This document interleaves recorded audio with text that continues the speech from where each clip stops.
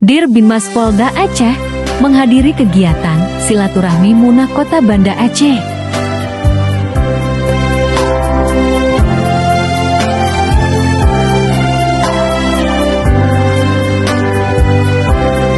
Assalatu ala nabi wassalamu ala rasul asy-syafi'il abtar. Pada kesempatan ini, Dir Binmas Polda Aceh menyampaikan pesan-pesan Kamtibmas terkait.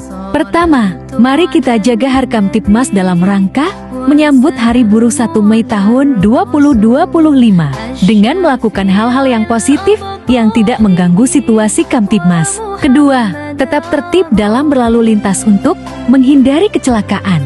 Ketiga, agar selalu bijak dalam penggunaan medsos, jangan mudah terprovokasi dengan berita hoax dengan mengutamakan saring sebelum sharing.